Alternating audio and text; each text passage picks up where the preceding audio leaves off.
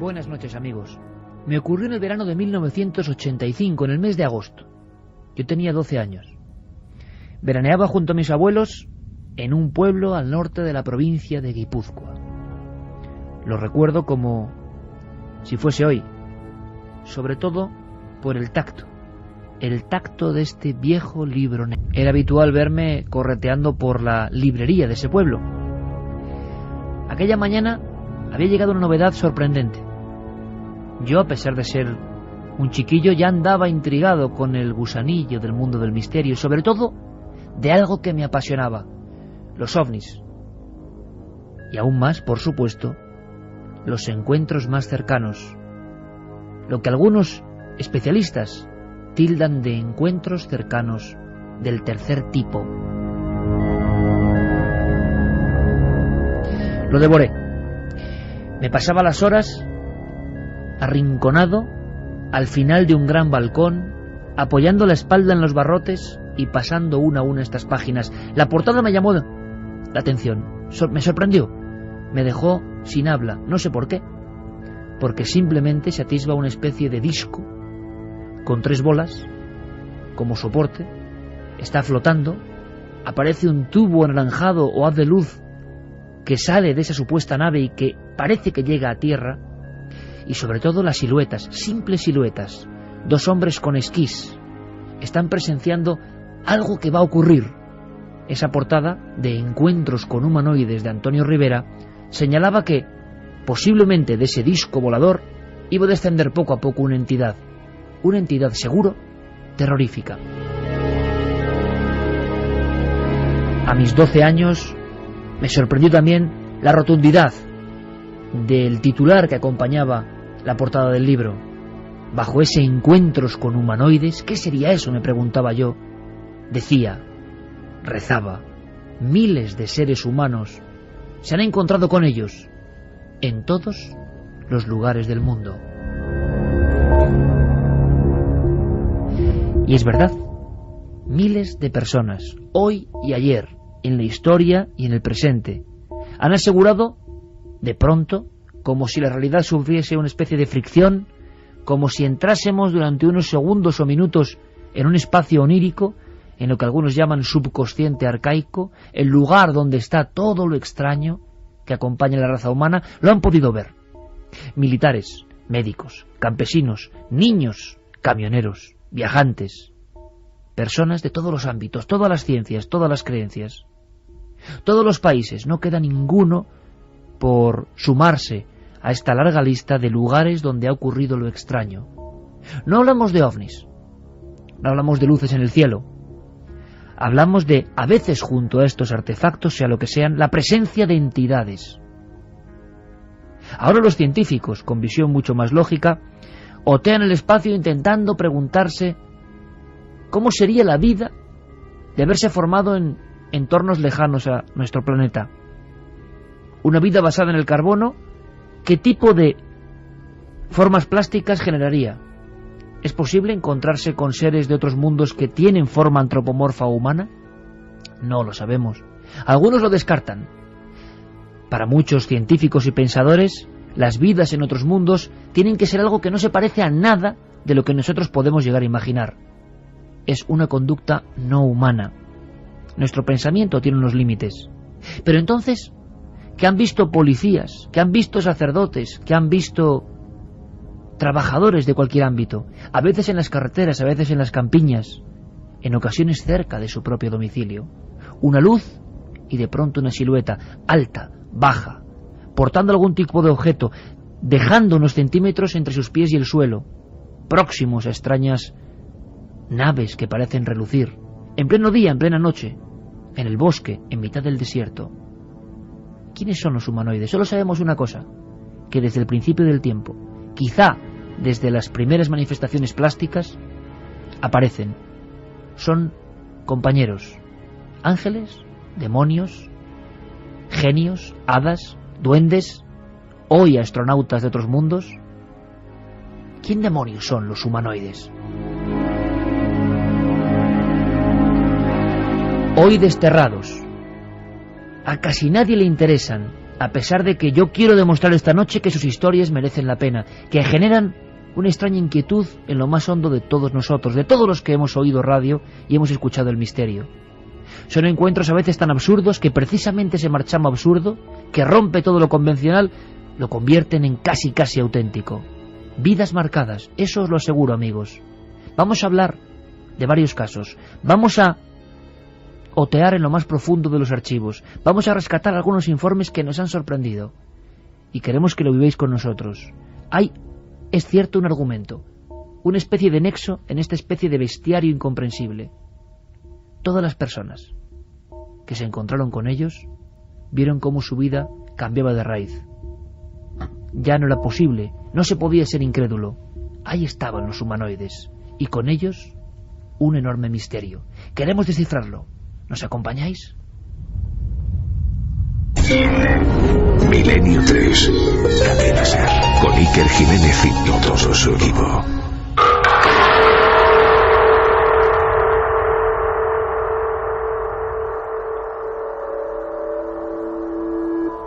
Y ojo, vamos a rescatar casos antiguos, cierto, los que más nos sorprenden, las formas más bizarras, más extrañas, más de la fantasía o de la locura, o de la verdad. Y digo ojo porque los casos, a pesar de que ya no se habla tanto de ellos, se siguen produciendo. Claro, hay una variación. Antes se contaban, ahora da demasiada vergüenza. ¿Quién va a creer en esto? Pero las personas que los vieron son personas normales. Un día, todo varió.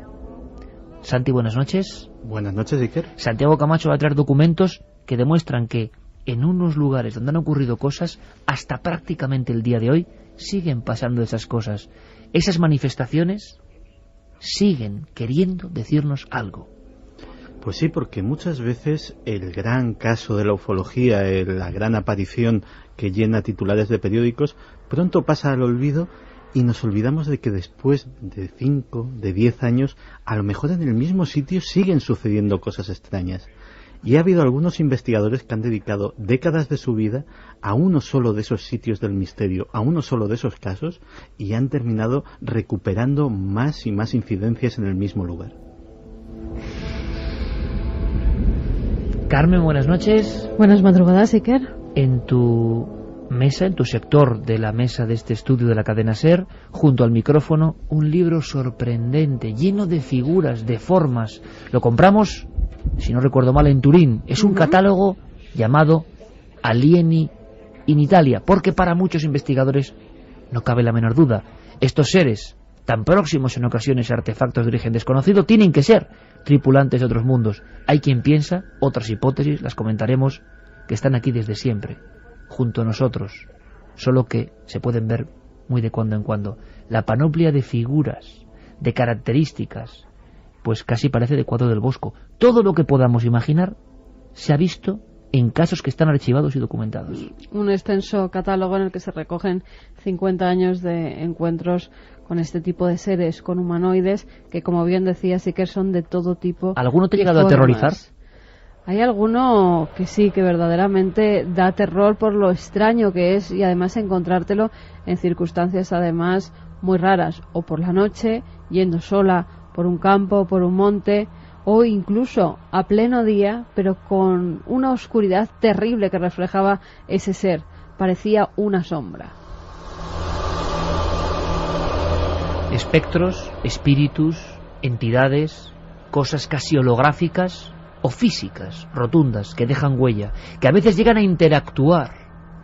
Santi, una pincelada más antes de entrar en el archivo de Milenio 3. Interactuar hasta el punto de, y casi en titulares, tener casi trifulcas con estos seres. No es ver una figura en la lejanía que se desarrolla, que hace sus operaciones ajena a nosotros, como ocurre muchas veces, sino que en algunos casos que vamos a rescatar, casos que nadie ha podido explicar, ha habido casi, hay que decirlo, agresiones.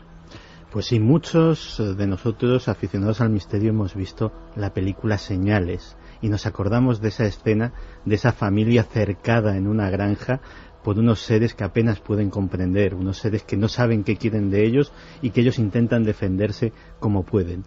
Lo que vamos a revelar esta noche es que esa escena está basada en un hecho real que sucedió en Estados Unidos no hace tanto tiempo.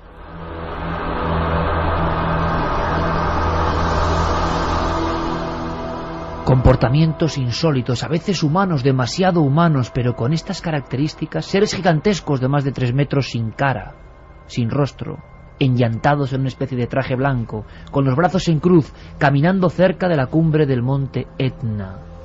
Figuras de apenas 50 centímetros, pivotando en torno a una especie de trompo luminoso, aterrizado en Aznalcázar, Sevilla, 1935. Figuras que tienen poco de humano y parecen más animaloides.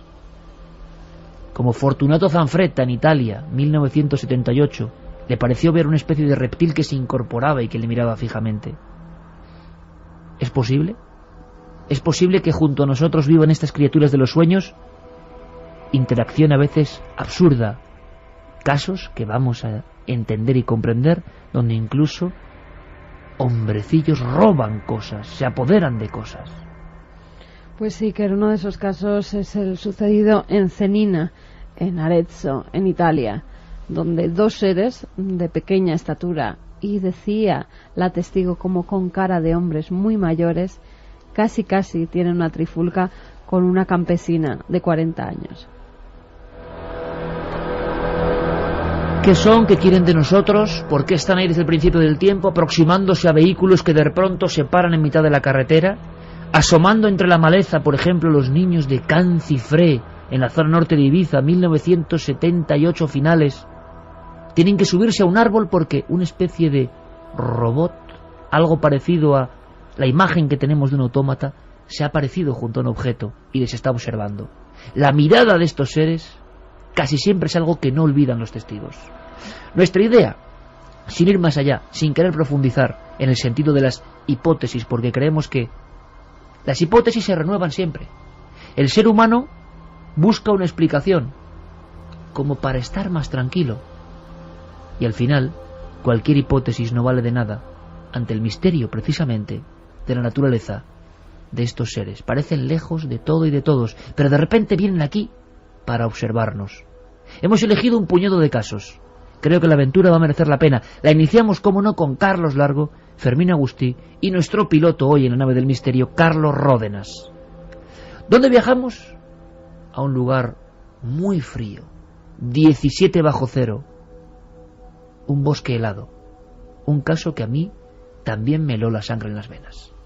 7 de enero de 1970, inmediaciones de Injärvi, Finlandia, 16:45 horas.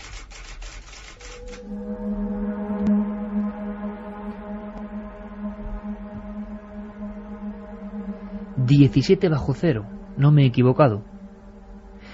Un bosque a 16 kilómetros de Heinola, pequeña población a unos 130 kilómetros al nordeste de Helsinki. El invierno puro y duro. Y 2 esquiadores. Uno de ellos es guardabosques, el otro labrador.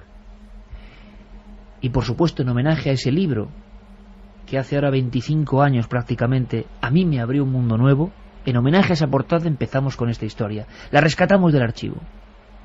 Es tremenda, o eso me parece a mí. A ver a vosotros. Nombres: Arno Heinonen y Esko Viljo, 36 y 38 años. Son practicantes del esquí de fondo, un deporte muy popular en Finlandia, y están llegando a lo que llaman un calvero del bosque. De pronto notan un extraño silencio, que es algo que comprenderéis, amigos del programa, que no es casual. En muchos de estos encuentros con lo que sea, con lo que se ha llamado humanoides por su forma antropomorfa, se produce una especie como de alteración de elementos normales y cotidianos. Ejemplo, un enorme silencio, roto luego por otros sonidos, o por ejemplo, hay que decirlo, en una carretera, ningún otro coche se cruza. Durante minutos, el viajero percibe que está extrañamente solo. ¿Es acaso esto el inicio de algún tipo de sueño? Pero son 2 personas. ¿Son posibles las alucinaciones a dúo? Nunca se le habían preguntado en su vida todo esto quedaba muy lejos. Einonen y Bilho avanzaban poco a poco buscando un lugar para descansar tan solo unos segundos. El frío no permitía nada más. Según confesaron las autoridades de Helsinki, de pronto surge algo en el cielo que identifican como una luz, un foco, algo abombado, que está yendo tranquilamente, es pleno día, por encima de las copas de los altísimos árboles. Hay algo que detectan y que dejaron por escrito en las diversas declaraciones policiales. Escucharon un hálito de viento, como si el viento de pronto se incorporase justo en ese calvero del bosque. Se quedaron en guardia, los dos muy rígidos. Así permanecerían durante los 3 minutos que duró la observación. La luz se acercaba, poco a poco, iluminando la arboleda. Era como un segundo sol. Se detuvo encima de ellos, a unos 3 o 4 metros de altura. El primer impulso de Einonen y Bilho fue girarse rápidamente y huir, claro, pero la nieve, el cansancio, el frío les detuvo allí como estatuas. Poco a poco esa luz fue envuelta por una niebla densa, gris y rojiza, como una niebla en la media tarde. De pronto la luz, que se había quedado estática, que era simplemente un foco, se convirtió, según los dos esquiadores, en algo muy parecido entre la niebla, entre las varadas de vapor que soltaba aquello, en algo, como digo, muy parecido a un corazón que pulsaba, un corazón que latía.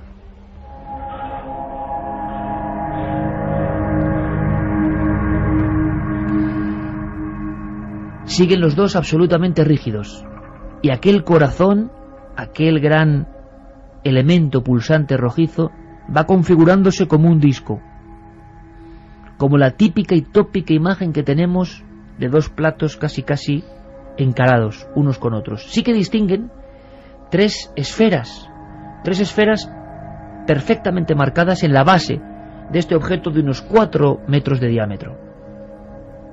Va descendiendo como una hoja muerta, poco a poco, balanceándose. Ellos están atónitos, y yo creo que ahora mismo les entendemos. No mueven un bastón, no mueven el esquí, rígidos.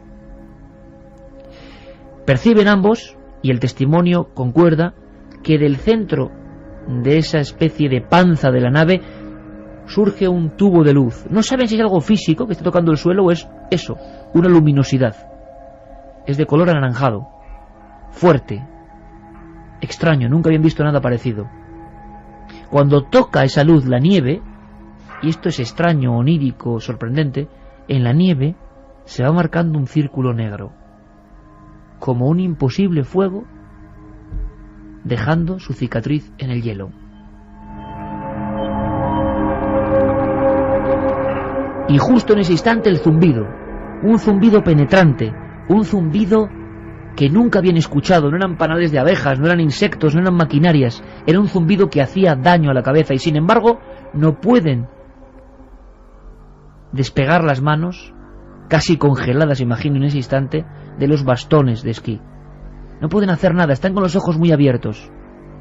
Y entonces los dos intuyen que algo va a suceder. Y sucede. Por esa rampa, tubo o pasillo de luz va descendiendo algo o alguien. Toda la escena envuelta de unas nieblas que ya se han adueñado del calvero del bosque.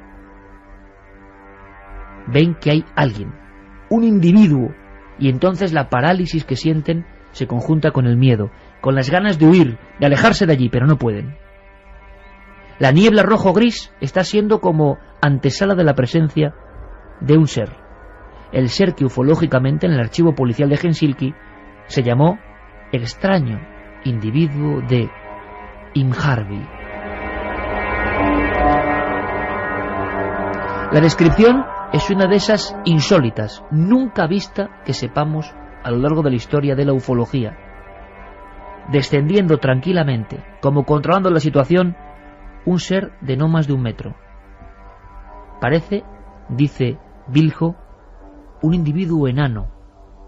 Está sujetando algo, les mira y se ladea hacia uno de ellos. tiene la cara pálida. Sujeta algo que parece una caja y tiene un extraño atuendo, una especie de gorro en forma de cono. Llega a tocar el suelo y entonces la niebla se disipa. Se quedan frente a frente dos esquiadores y aquel ser. Pero ¿por qué no escuchamos directamente lo que ellos dijeron, la descripción que ellos hicieron del extraño visitante? Cedamos la palabra a Heinonen.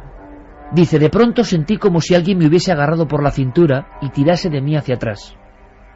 Creo que di un paso y en aquel mismo instante vi al ser. Estaba de pie, dentro del rayo de luz, con una caja negra en las manos. Por una abertura redonda de la caja surgía una luz amarillenta y pulsante. El ser no sobrepasaba los 90 centímetros de alto. Sus brazos y piernas eran muy delgados. Su rostro pálido, cerúleo.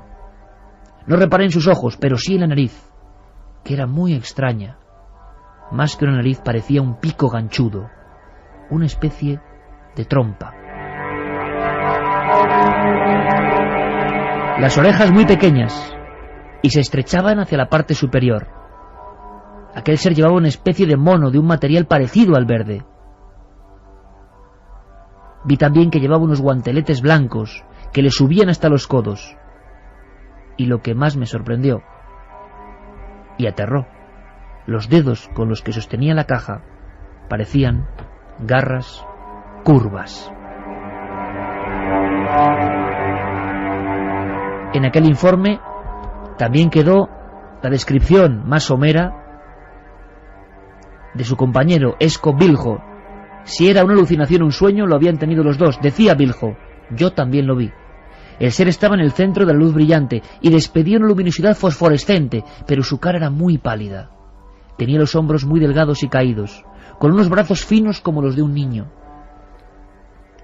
El ser medía menos de 1 metro y era muy delgado. Sobre la cabeza nos pareció distinguir una especie de casco cónico. ¿Y qué hizo ese ser? Nada. Mirar a uno de ellos, a Heinonen, señalarle con la caja e inundarle con su luz. Acto seguido, como si todo hubiese sido una pesadilla, se desvanece. Aquel disco se vuelve a convertir en la luz pulsante y se pierde en el cielo frío aquella tarde a 17 bajo cero. Ambos llegan a casa. No saben ni qué decir. Durante meses ni Viljo ni Heinonen hablaron de lo que les había sucedido. Pero lo más extraño de este caso es que Heinonen empezó a tener miedo de su compañero Viljo. Es más, llegó a pensar, tras una serie de sueños que empezaron a atemorizarle, que la imagen de aquel individuo, de aquel ser, era una especie de deformación de su propio compañero, una proyección del aspecto deformado, terrible, diabólico de su propio compañero. Los dos tuvieron manchas rojizas en la cara, en el cuerpo, orina negra, negra como el café, dicen los informes médicos, y todo tipo de dolores terribles. Uno de los médicos que les trató aseguró que era la misma forma de diagnóstico de alguien que hubiese estado sometido a radiación, a altas dosis de radiación. Era el 7 de enero de 1970. Heinonen pidió incluso al Estado finlandés una pensión. No podía trabajar. Su brazo, de hecho, se había quedado completamente paralizado, inservible. No podían trabajar en los durísimos, vamos a decirlo así, trabajos, sistemas de operaciones que hacían con la madera como labrador. El guardabosques tampoco, se había quedado como un inútil prácticamente. Poco después, uno de ellos entró en una especie de vena de misticismo. Para muchos, Viljo se volvió loco. Había asegurado observar al mismo ser tiempo después. Y los dos, hasta el final de sus días, porque no sabemos qué fue de ellos, fueron fotografiados, se midió la radiación y no había nada. Los dos, como digo, tuvieron en sus casas, en sus pequeñas cabañas, no muy lejos de ese bosque, sucesos terribles por las noches, visiones, despertarse y creer que ese ser estaba dentro del domicilio, con la caja, las garras, esa extraña nariz, mirándoles. ¿Se habían vuelto locos? ¿Eran víctimas de un experimento? Nunca lo sabremos. Ambos no pudieron volver a trabajar. La locura de aquella visión les acompañó para siempre. La extraña historia del ser, del pequeño ser con una caja entre las manos, del bosque de Inharville. Historias antiguas, historias que quedaron ahí, testigos que no quisieron saber más. Y no son las únicas. En este caso, un ser diminuto, menos de 1 metro, y con aviesas intenciones por lo que parece. Pero el mundo del misterio nos trae mucho más. Otra de esas estampas que nos impresionó a todos los que hemos vivido y nacido con el misterio es la de una figura rarísima, extraordinaria, también parece que con garras, casi como un fantasma, gigantesco, gran altura por lo que parece, y que deambulaba por un sitio muy concreto en Estados Unidos. Es hora de sacar ese informe a la luz. Campiña de Flatbush, Virginia Occidental, Estados Unidos, 12 de septiembre de 1952.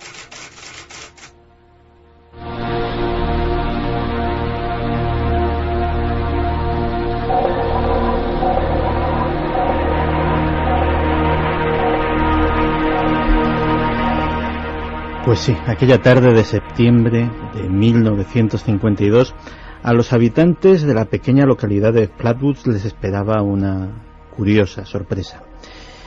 Eran las 19:15 horas.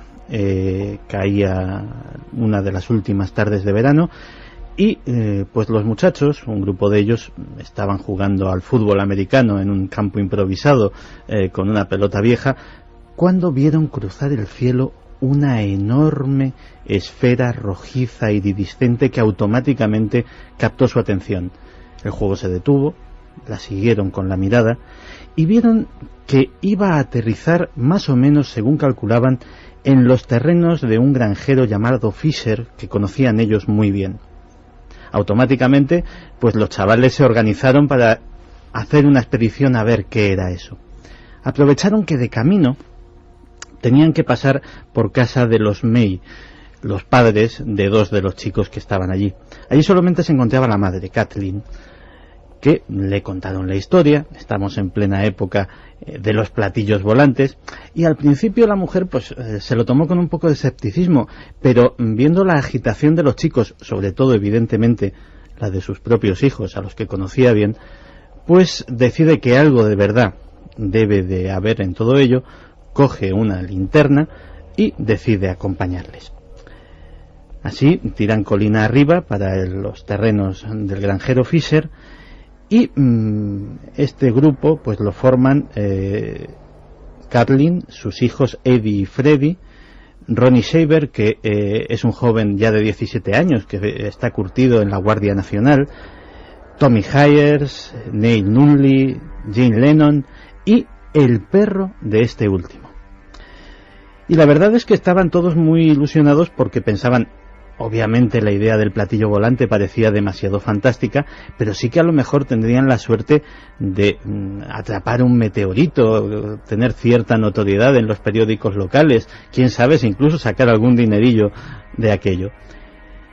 Mientras subían por la colina, empezaron a contemplar de lejos una misteriosa luz rojiza que iba aumentando y disminuyendo su intensidad, como una especie de pulso, casi como el latido de un corazón.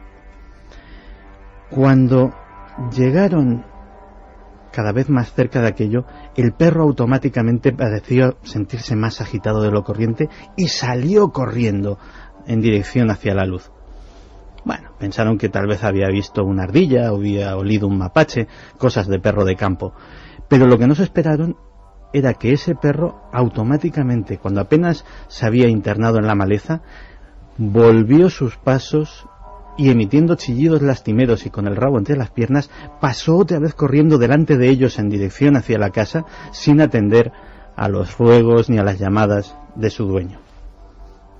Bueno, decidieron seguir adelante, y cuando habían recorrido unos metros más, empezaron a notar un olor extraño, nauseabundo.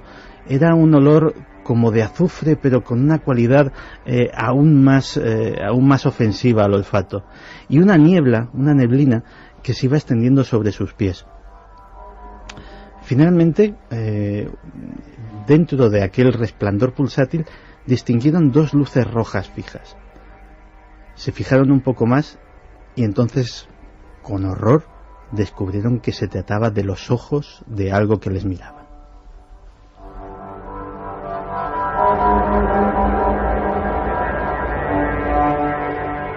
Aquello salió de entre la hojarasca y bajo un árbol centenario pudieron contemplar su enorme tamaño. Calcularon que eran 3 metros de altura. Era una figura que no tenía pies ni tocaba el suelo. Su aspecto no podía ser más grotesco. De abajo arriba venía a ser como si tuviera una especie de base cónica. Decían como una especie de falda plisada. Era posiblemente de aspecto metálico, pero con estrías verticales. Su cuerpo era también de aspecto metálico, pero bañado de un resplandor rojizo como de sangre, decían los testigos, y sobre todo la cabeza. La cabeza tenía unos enormes ojos redondos que efectivamente tenían luminosidad propia, pero además estaba coronada por una especie de cofia, o tal vez una especie de capucha, en forma de as de picas, con una punta muy pronunciada. Unos brazos diminutos, esqueléticos, se extendían a ambos lados de la figura. Eso desde luego les llenó de asombro durante unos minutos, pero cuando empezaron a alarmarse fue cuando ese asombro empezó a emitir un sonido. Ese sonido era un siseo cada vez más intenso, como el del aire escapándose de la válvula de un neumático. La niebla entonces empezó a hacerse cada vez más y más y más densa, y empezaron a toser. Creyendo que el desconocido ser les estaba atacando con algún tipo de gas, automáticamente hubo una desbandada de todo el grupo que corrieron para lo que ellos creían que era salvar sus vidas, y allí dejaron al ser. Algunos se quedaron por el camino tosiendo, otros tuvieron convulsiones, vómitos y efectos de aquello durante días. El médico local que les trató dijo que los efectos eran semejantes a alguien que hubiese sido atacado por gas mostaza. Es curioso porque puede que tenga relación o no, pero ya quedan muy pocos supervivientes de aquella partida, y todos los fallecidos lo han sido por cáncer.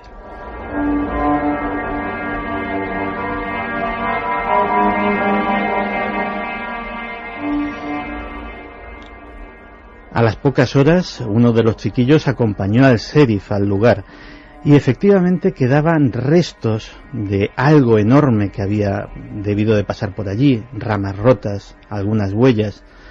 En el aire seguía flotando ya muy levemente ese olor azufrado. Y fíjate que ese árbol centenario empezó a pudrirse a partir de ese mismo día, y a día de hoy solo queda un tronco que casi se desmenuza con las manos, y nadie ha sabido tampoco comprender qué le sucedió. Esa es la historia que viene en los libros, la historia del encuentro de Flatwoods. Claro, decíamos al principio del programa que una gran historia, un gran caso, a veces eclipsa los otros casos que siguen sucediendo en el mismo lugar. Porque fuera lo que fuera, el humanoide, el monstruo, lo llaman allí, de Flatwoods, parece ser que se quedó. El primer caso de avistamiento sucede cuando ni siquiera la prensa da el aviso de esto. Sucede justo al día siguiente.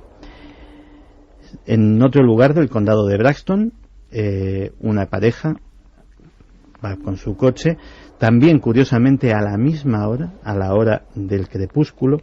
Estamos ya en el día 13 de septiembre de 1952, y de repente pues ese automóvil se detiene sin causa aparente. La pareja, que se dirigía y vivía de hecho en el pueblo de Frametown, otro pueblo cercano del condado, pues no lo ve especialmente raro, una avería. El hombre se baja, abre el capó, revisa cables, batería, todo parece normal, pero de entre la maleza surge una luminosidad y otra vez ese sonido de siseo.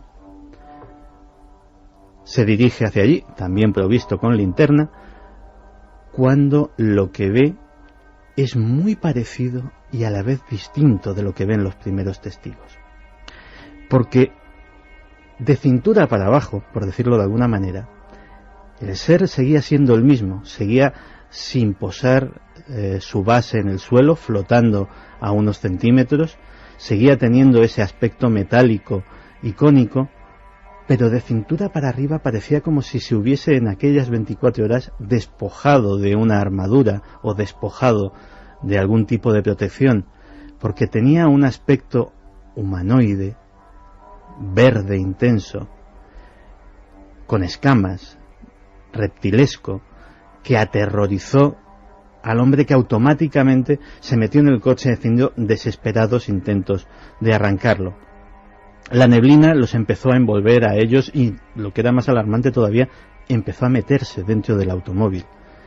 Las toses y los gritos eran ahogados por el siseo y sobre todo por el ser que rodeaba de una forma siniestra el vehículo y llegó a posar una mano que solamente tenía 2 dedos, como una garra, encima del capó, dejando una marca como si un ácido hubiese corroído la pintura.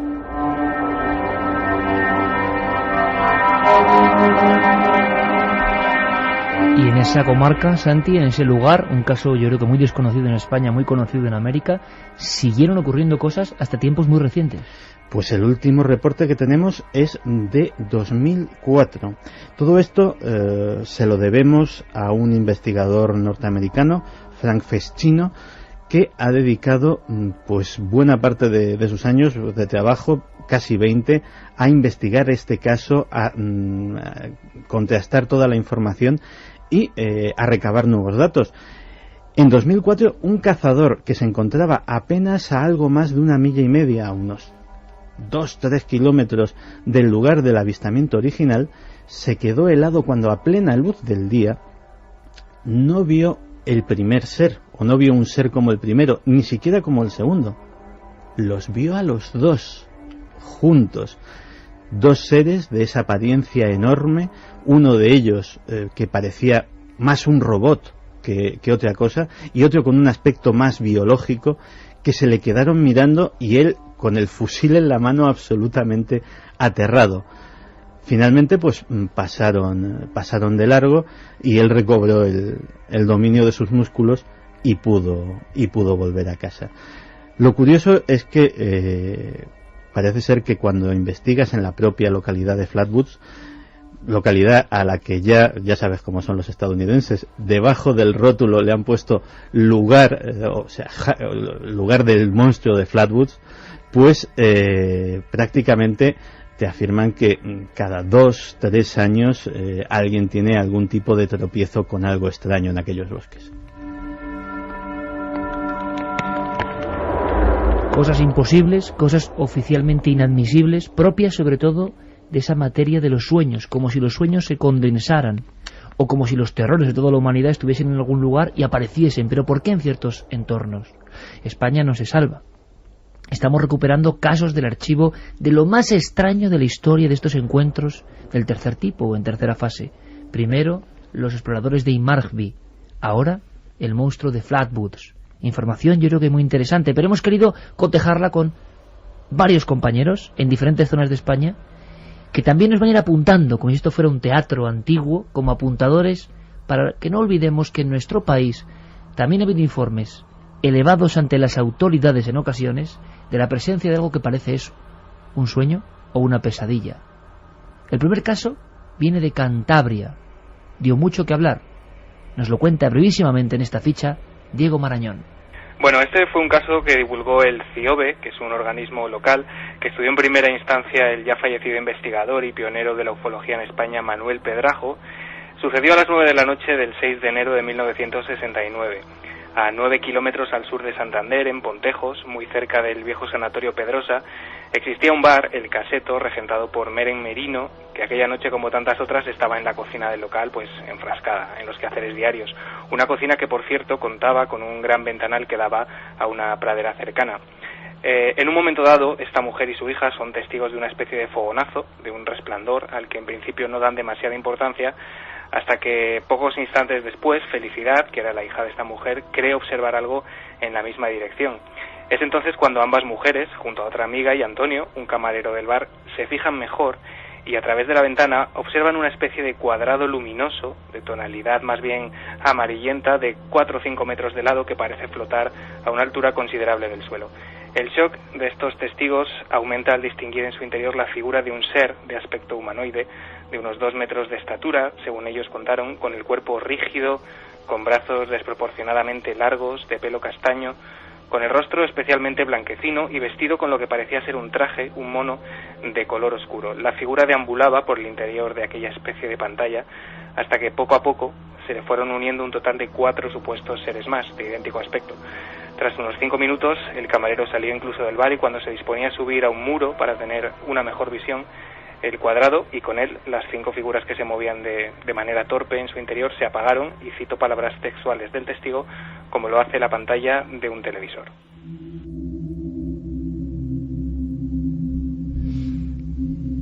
Y vosotros, amigos de Milenio 3, iréis entrelazando datos, sacando vuestras conclusiones, haciendo comparativas y viendo que muchos fenómenos se producen de la misma forma, con el mismo emblema, y da igual el tiempo transcurrido. Esto en España, Pontejos, 1966.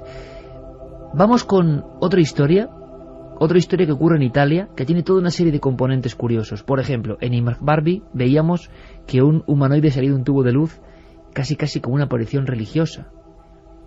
Si esto ocurrió en el tiempo antiguo de la historia, ¿cómo pudieron interpretar las diferentes culturas y civilizaciones estos hechos? Adecuándolas a lo que tenían en la mente. No cabía ni siquiera pensar en extraterrestres. Nosotros sí. El ser de Flatwoods ni siquiera lleva una nave, objeto o algo anexo a él. Es una entidad casi diabólica. Pero, ¿qué nos espera ahora? En un rincón perdido de la Umbría toscana. Día de Todos los Santos de 1954. Poggio de Ambra, Toscana, Italia.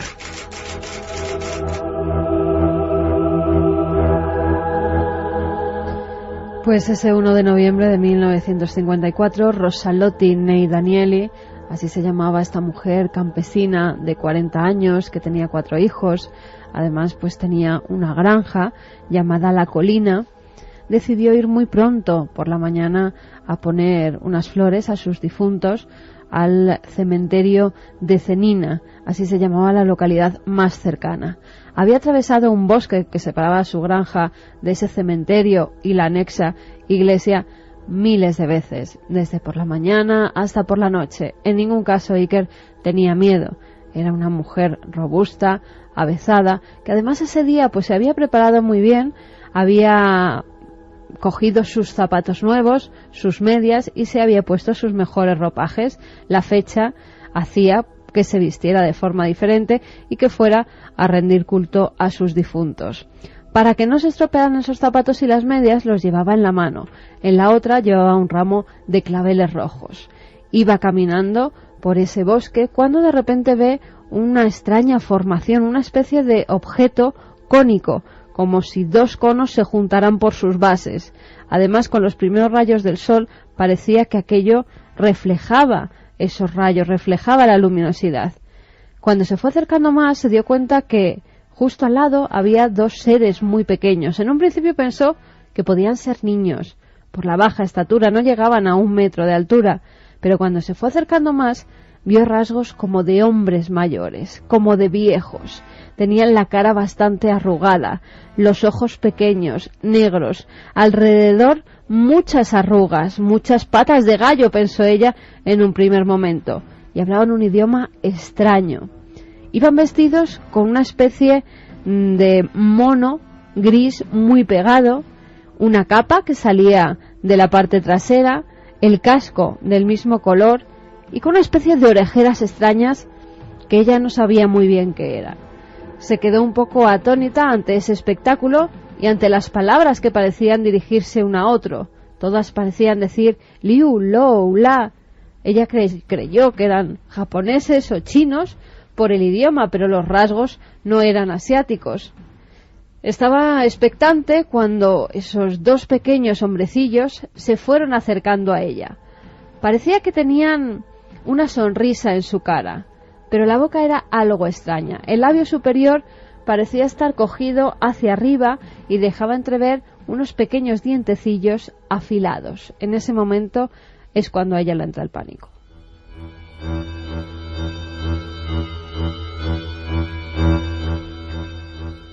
Entre juegos parece que se fueron acercando a ella. Ella empezaba a dar pasos atrás porque no sabía si iban con buenas intenciones, aunque su cara reflejaba felicidad. Parecía estar jugando, pero de repente, con cierta agresividad, cogieron ese ramo de claveles que llevaba en una de sus manos y se lo arrancaron.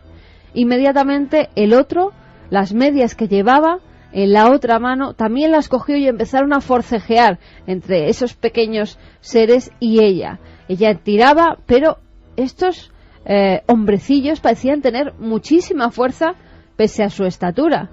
En ese forcejeo ellos se volvieron más agresivos y ella, ya con cierto pánico, pues soltó tanto el ramo de flores como las medias, como las calzas que llevaba en la mano. Los seres parecieron también estar en un estado alterado porque vieron el miedo de la mujer. Y entonces, en un acto reflejo, cogieron 3 de esas flores y se las devolvieron. El resto se las quedaron e inmediatamente las introdujeron en la nave que había posada al lado, en esa especie de cono que tenía una ventanilla que parecía de cristal, donde la mujer pudo ver 2 asientos muy pequeños, en los que ellos parecían sentarse para viajar en ese extraño artefacto. Ella, como vio que ya era todo muy raro, inmediatamente, presa del pánico, empezó a correr por el bosque hasta incluso encontrarse Iker con un vecino al que le contó toda la historia. Llegaron al lugar de los hechos acompañados de más vecinos y pudieron ver cómo las huellas profundas de esa especie de cono seguían todavía allí. Alrededor también pies muy pequeñitos, como de alguien que no llegara al metro de altura.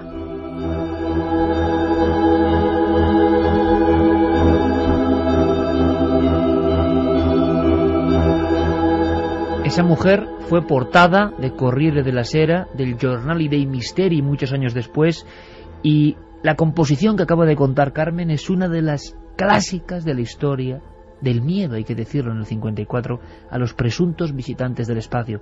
No se podía argumentar de ninguna otra forma. Ahora podemos pensar, con nuestra mente de hoy, 60 años después, un experimento sociológico, un sondeo sobre el terror, una alucinación, una extraña broma macabra o el mismo misterio de siempre con diferente traje, el misterio de estos seres humanoides.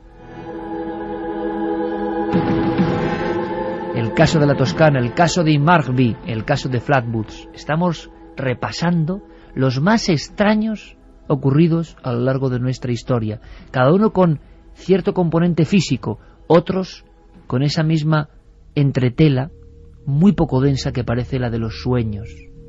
Figuras con las que podemos ir haciendo un catálogo, no tienen nada que ver unas con otras. En esta mesa, donde están floreciendo todo tipo de publicaciones, aparece Pasaporte a Magonia, del astrofísico Jacques Vallée, el primero que dijo: hay que catalogar estos sucesos.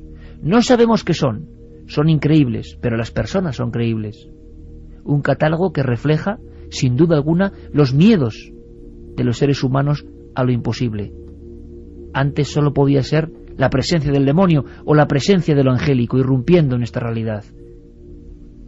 En el tiempo en el que el hombre pone su visión fuera de la tierra, ¿qué puede ser más que la conciencia, el recuerdo, la remembranza de que no estamos solos en el universo? Ahora, ¿todo esto es así? ¿O hay explicaciones más complejas? Lo que nunca supo esa mujer de Italia, que el día 1 de noviembre del 54 tuvo este extraño affair con 2 individuos bajísimos en una especie de tinaja oxidada, es que tan solo 6 meses antes, en agosto de 1953, un pastorcillo de un pueblecito llamado Villares del Saz, en Cuenca, había descrito exactamente lo mismo.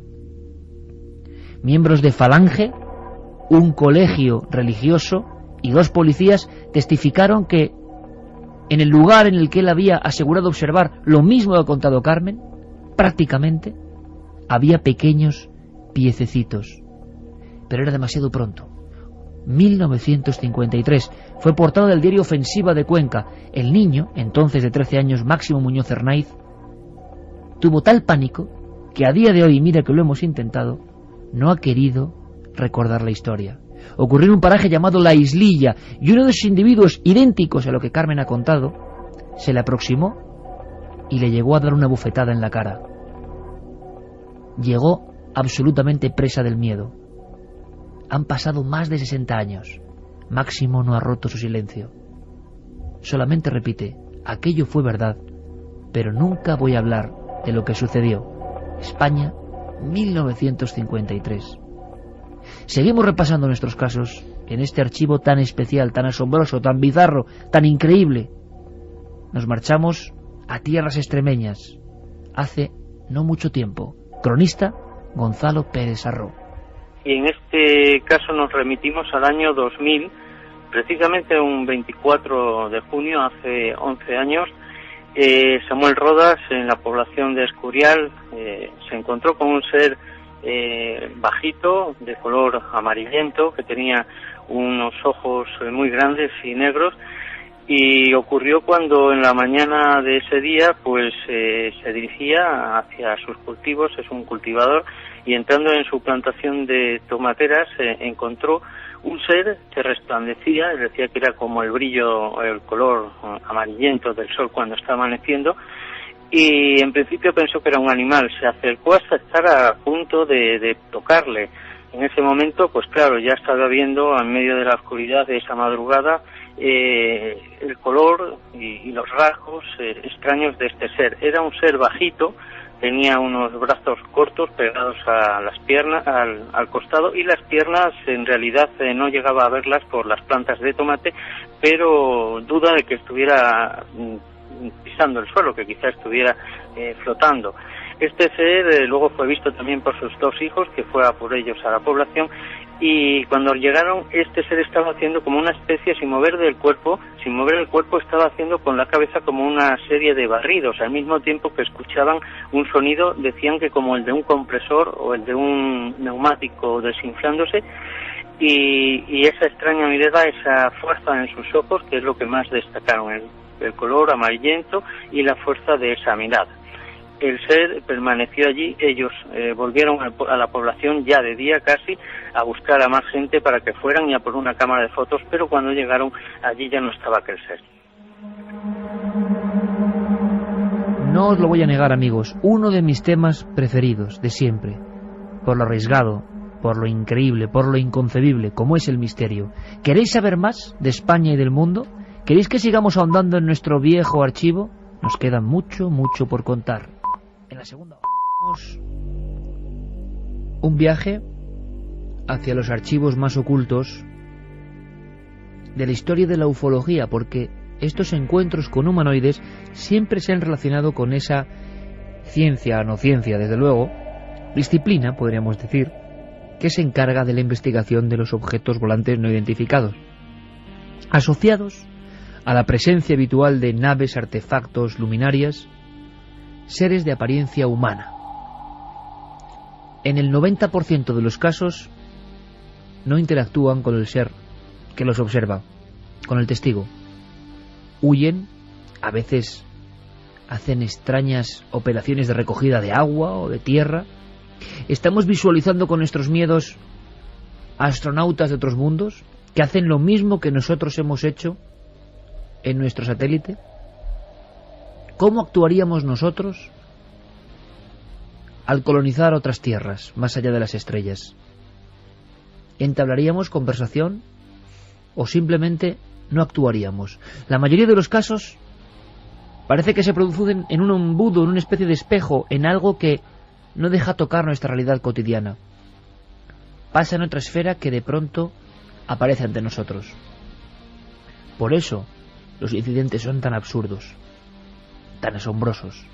Comenzábamos este programa especial revisando archivos, acudiendo a la portada del libro Encuentros con humanoides, que da título hoy a estas horas de radio. Ahora comenzamos la segunda con otro impacto visual, también, cómo no, en la infancia. Un fascículo, El mundo de los ovnis. Un objeto discoidal en un lugar árido. También debía andar por los 11-12 años. En la página 302, porque era una serie, una enciclopedia, vamos a decirlo así, fragmentada, aparecía un dibujo entre volcanes, entre grandes montículos, con la fina plumilla del ilustrador, dos niños con mochilas a la espalda, que en una especie de descampado, solitario, estaban viendo algo sencillamente inenarrable. Pero vamos a intentarlo. Vamos a viajar hasta ese lugar. 4 de junio de 1978, a las afueras del poblado de Cárdenas, San Luis Potosí, México. Otro suceso absurdo, imposible, pero que queremos compartir con vosotros. Lo más raro de la historia de los misterios. Muy físicos en este caso. Dos hermanos. Uno de ellos, como ocurrió en el caso de Imargvi, no quiso volver a hablar. El terror se apoderó de él. Casi se olvidó de hablar. Enmudeció después de presenciar algo que no podía ser. Lo que los psiquiatras llaman shock postraumático. Son Juan y Héctor Juárez Ruiz, 10 y 8 años de edad. Como cada día, regresan del colegio. Viven en un barrio pobre, El Corito, en Cárdenas, San Luis Potosí, pleno corazón de México. Estamos en la vieja región de los Huastecas. Aquel día, del inicio de 1979, están pasando en un lugar, o por un lugar que se llama la calle Zaragoza todavía hoy.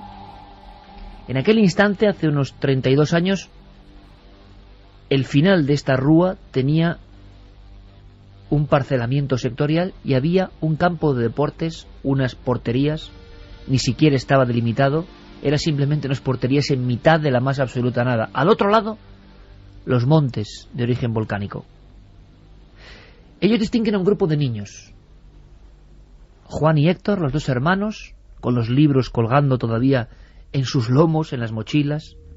Distinguen al otro lado, bastante lejos, un grupo de figuras que se mueve, que parece que están jugando, y se aproximan. Ese fue su gran error.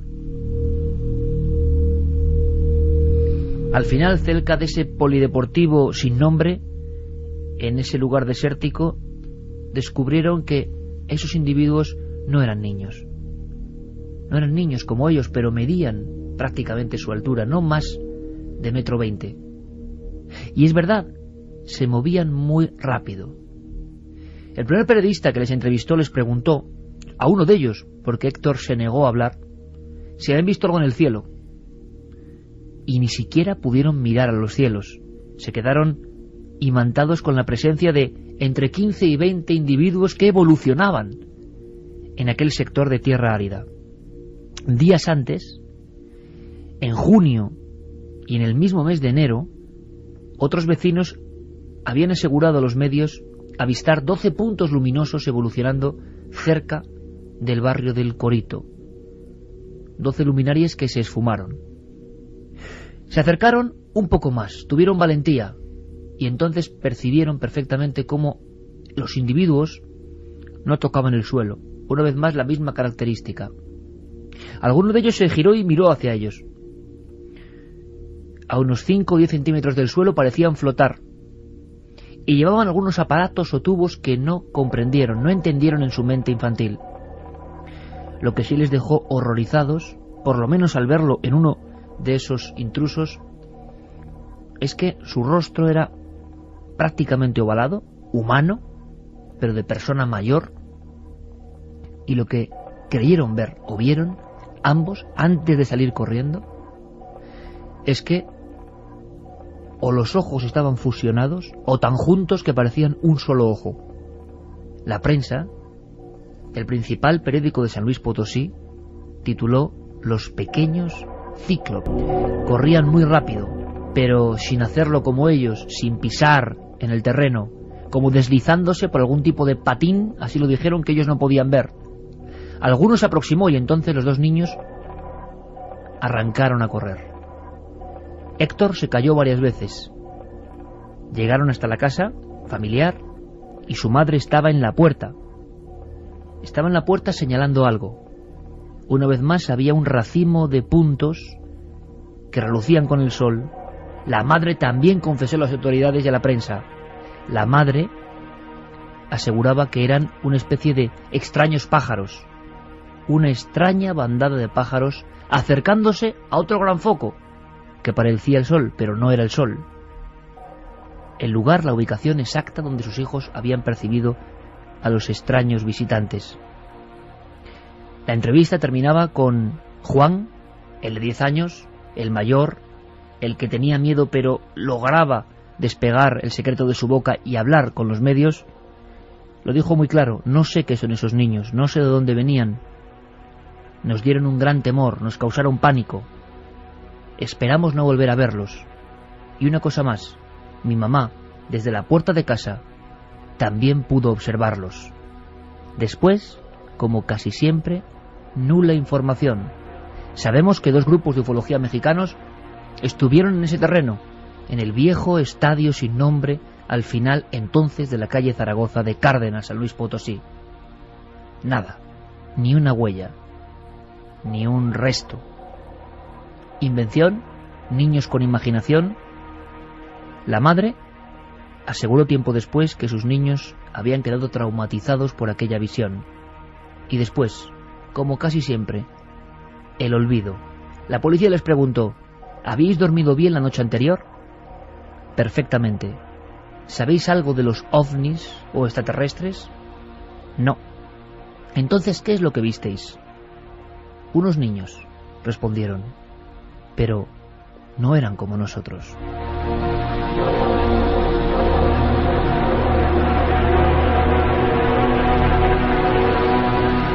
Y es que los niños han sido protagonistas en muchas ocasiones de estos encuentros con lo extraño. ¿Tienen más imaginación o todavía tienen un halo mágico que les conecta con realidades que nosotros ya damos por imposibles y precisamente por eso no las vemos?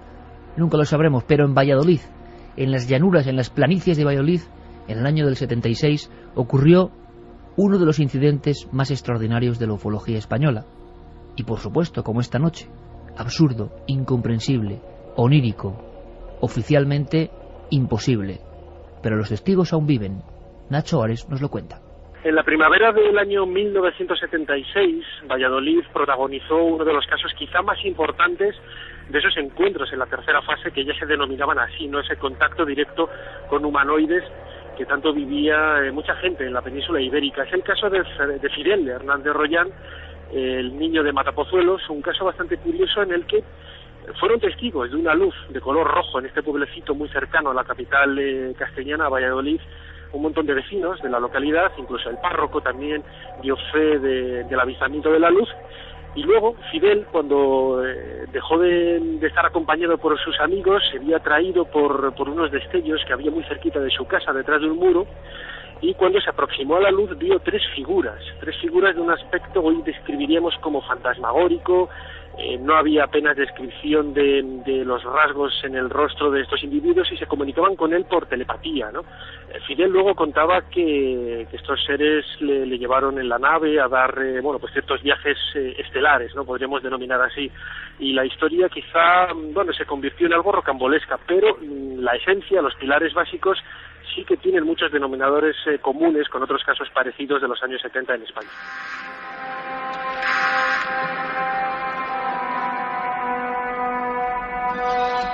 Niños con excesiva fantasía.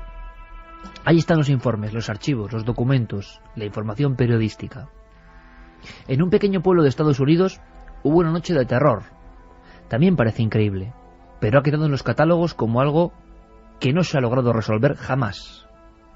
Casi sin temor a exagerar, podríamos hablar de una auténtica batalla o de una agresión. Conozcamos esta historia. Kelly Hoskinville, Kentucky, Estados Unidos, 21 de agosto de 1956.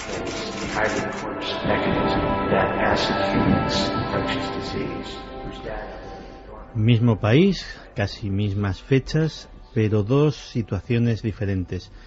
Igual que en el caso que contaba anteriormente, pues veíamos a un grupo de chavales y a una ama de casa casi modélica de los años 50 enfrentarse a lo desconocido.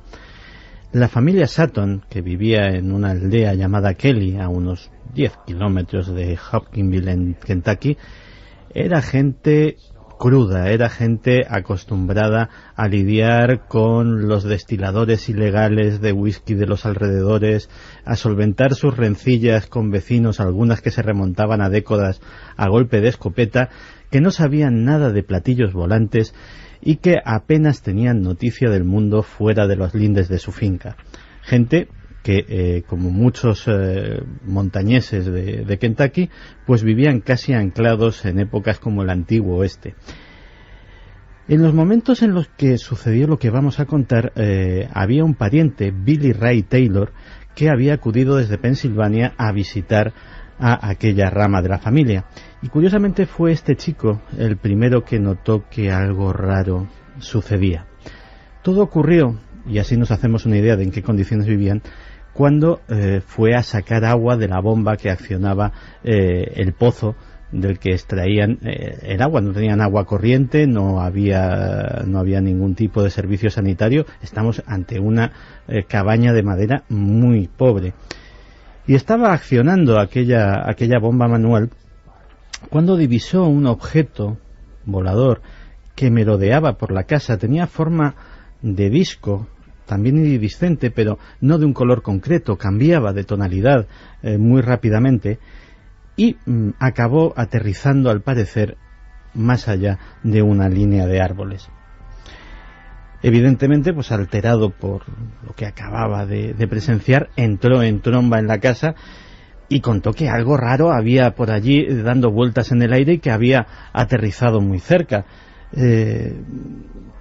La verdad es que, bueno, todos pensaban, bueno, el pariente este ha venido a tomarnos el pelo, hasta que, y otra vez los animales son importantes, el perro comenzó a erizar el pelo de su lomo y a ladrar lastimeramente hacia la puerta.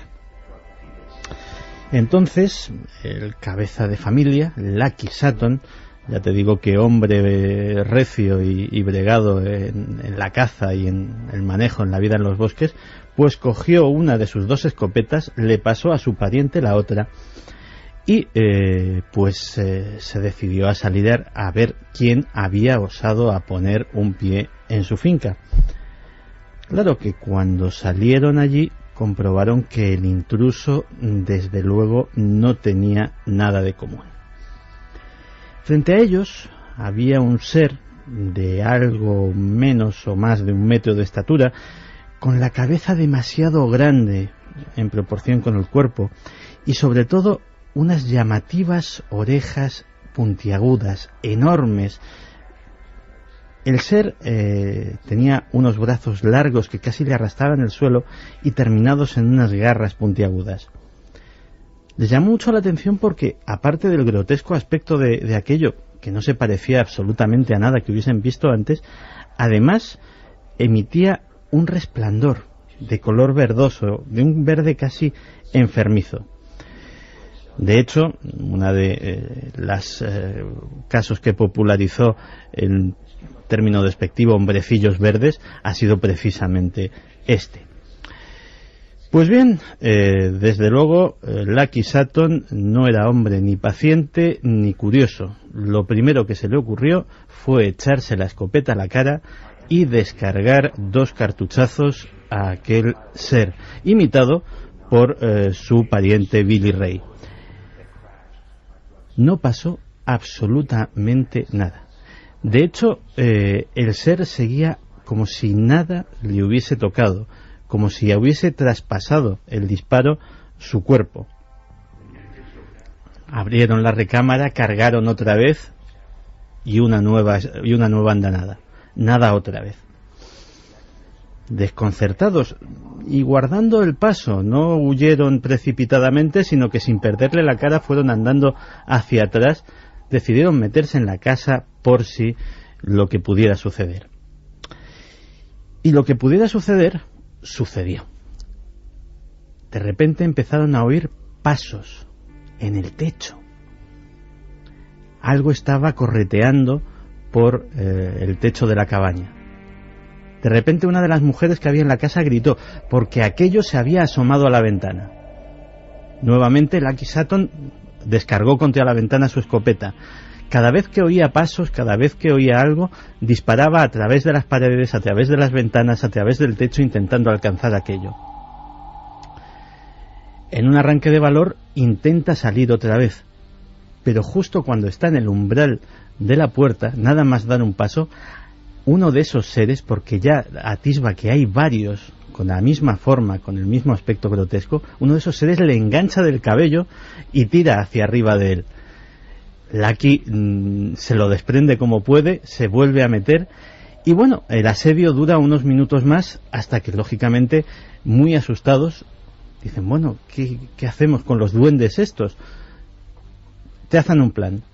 Salimos la mitad conmigo, la mitad con Billy Ray por la puerta trasera, cogemos los dos coches y bueno, a ver si no cogen a ninguno, pero por lo menos uno de los dos grupos tendría más posibilidades que el otro.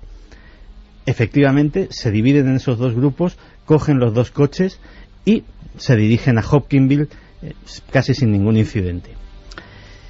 Claro, imagínate la cara del sheriff de Hopkinsville cuando le cuentan que media docena de duendes verdes, orejones, de aspecto bastante extraño, están asediando su casa y que solicitan la intervención de la policía.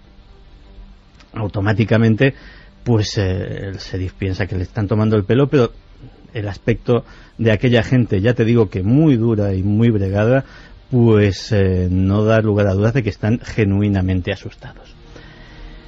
Así que decide ir con su ayudante y comprueban que, ya con la familia allí, que efectivamente, por lo menos la historia del tiroteo es 100% real. Hay múltiples impactos de posta en toda la casa y en los árboles y vallas de los alrededores, todas en la misma dirección, de fuera a adentro. Es decir, no ha ocurrido uno de los relativamente frecuentes tiroteos entre familias rivales que se dan en la zona, es decir, solamente se disparaba de una dirección.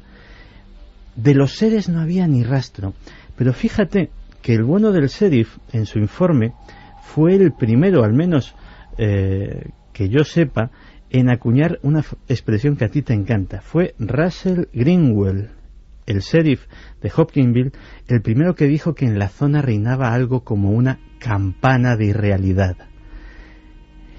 Y la verdad es que él intentaba de esa forma definir que aquel sitio no parecía normal, a pesar de que lo que veía no se salía de lo extraño, que todo tenía un aire como onírico, como si se hubiese de alguna forma desplazado a otra zona de la realidad. Desgraciadamente para la familia Sutton, pues no había nada que requiriese la intervención del sheriff. Dice, bueno, pues vale, pues hay un montón de impactos de bala, pero no puedo certificar absolutamente nada más. Nada más irse el sheriff y su ayudante, los seres volvieron a asomarse por la ventana. El asedio y el consecuente tiroteo esta vez ya duró hasta el amanecer. La resistencia numantina de los Sutton incluso casi se cobra una víctima entre los duendes, como los llamaban, no sabían ellos nada de extraterrestres, cuando ven que a uno de los impactos de bala uno de ellos cae del tejado y comprueban que no cae a plomo, sino que cae flotando como una pluma, cae muy despacio. Automáticamente, de todas formas, al llegar al suelo se levanta y correteando se vuelve a internar en el bosque. No hay sangre, no hay restos.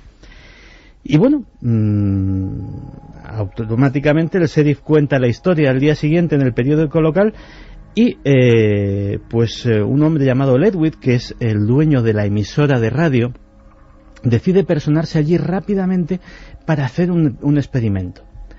para interrogar de forma separada a todos y hacerles, él era buen dibujante, que le describiesen un retrato robot. Él pensaba descubrir el fraude de esta forma. Decía, bueno, pues seguramente no se habrán puesto de acuerdo y será muy evidente que esta gente no ha visto lo mismo y que nos están contando una historia.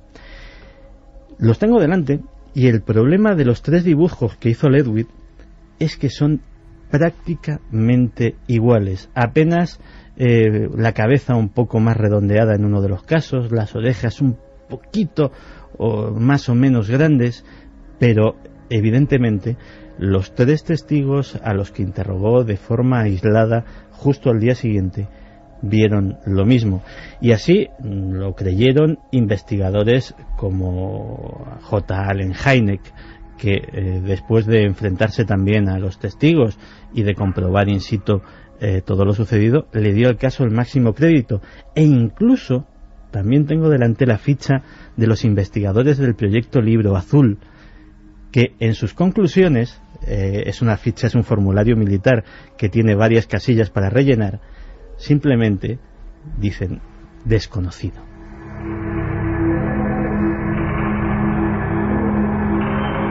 Ahora, Santi, sabemos por qué la película Señales tenía una raíz real, una familia asediada en un rancho por criaturas de otro mundo. Efectivamente, eso sucedió en la década de los 50 en un entorno rural como el que nos mostraba la película. Un caso tan importante y tan rarísimo que además tiene el honor de fundar varios términos fundamentales: campana de irrealidad o malditos hombrecillos verdes. Sea cual sea el origen de toda esta naturaleza absolutamente ajena a la nuestra, esta especie de negativo de la realidad, esta pesadilla que se encarna, acudamos a teorías de Jung o acudamos a la sensación de que hay seres que vienen aquí con un viaje interestelar tan largo para simplemente hacer estas cosas que nadie entiende. Es decir, en todo este batiburrillo incomprensible nos da la sensación de que hay un material humano importantísimo, un material antropológico de primer nivel. Cuando dentro de siglos se hable de esto, se hablará de los miedos que atenazaban al ser humano del siglo XX, miedos que pueden tener origen infundado, ¿o no? En nuestro país seguimos haciendo el paralelismo. Hemos encontrado casos no de la espectacularidad de Kelly Hawkinsville, por ejemplo, en el viejo refugio de Coma de Vaca, en Cataluña, cerca del Can Montseny, se encontró la presencia, más bien sonora, de un individuo que caminaba por el techo y que asombraba a 2 individuos, un montañero y un sacerdote, que tuvieron irrefrenables ganas de agredirse y sufrieron todo tipo de anomalías, vamos a llamarlas paranormales, y que vivieron una noche de horror. Los 2 con una piedra en la puerta, atemorizados, aterrados, y la presencia de una luz, como ha descrito Santiago Camacho, y después de unos pasitos como de niño por el techo. Hay un momento en que ese niño, o niños, intentan empujar la puerta, arrastrando un poco la piedra, pero no tenían fuerza. Suena raro pensar en extraterrestres o seres de otros mundos con la inteligencia para llegar hasta aquí, que no puedan mover una piedra que atranca una puerta en un viejo refugio catalán. Pero ahí está, como si los miedos se repitiesen. En Cataluña también, otra historia. Yo no la conocía, rarísima, con similares protagonistas. Lo cuenta Darbo. En la punta más alta de Montserrat, en la montaña, la punta más alta, que se llama San Jeroni, una de las expediciones de excursionistas que subieron, en una de estas, eso nos lo contó la testimonio, la que lo vio, dice que delante de una cueva, o sea, pero una cueva pozo, ¿sabes? O sea, como si fuera un pozo, pero geológico, natural, que en Montserrat hay mucho, es como si fueran como unas chimeneas, hay bastantes en Montserrat. Dice que era al atardecer y había un ser que no sabemos si pudiera ser una aparición de fantasmas o fuera una alienígena, pero por la fisionomía que explicó ella, muy parecido a la tipología clásica de los aliens, una cabeza tipo en forma de pera, pero al revés, ¿sabes? No tenía boca, pero sí tenía ojos, pues les estaba esperando en la punta de la montaña donde había este pozo, pero la cuestión es que al verlo, el grupito que iban 3 o 4, se fueron todos corriendo, menos una mujer.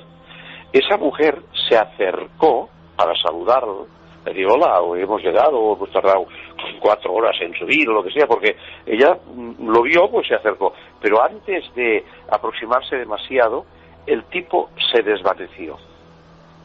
Entonces dijo haber escuchado como un sonido de aspiradora, como si fuera tragado, pero no desapareció volando hacia el cielo, sino que desapareció, eso es lo más sorprendente, cayendo por el pozo para adentro. Milenio 3. Cadena SER. Con Iker Jiménez y todo su equipo.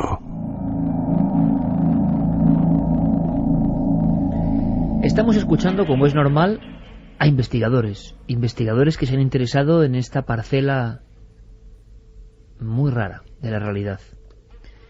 Pero los investigadores en alguna ocasión han tenido el privilegio, y el terror, hay que decirlo, de enfrentarse a este fenómeno de los encuentros con humanoides. Hay un caso muy curioso en Francia. La prensa hizo varios titulares. Uno de ellos, recogido en el libro de Rivera, decía algo así como: ¿pero estábamos solos en la montaña? ¿De qué montaña nos hablan? ¿Qué pasó en un apartado paraje de Francia? Es cierto que un investigador de uno de los grupos más importantes de la época, Lumières dans la nuit, Luces en la noche, estaba allí, dentro de un coche, observando la presencia de seres completamente distintos a todo lo que hemos contado hasta ahora y que casi se abalanzaban. Bueno, pues descorramos el tupido velo de este viejo caso galo. 9 de la noche del 19 de octubre de 1973. Cumbre del Malmont, Draguignan, Francia.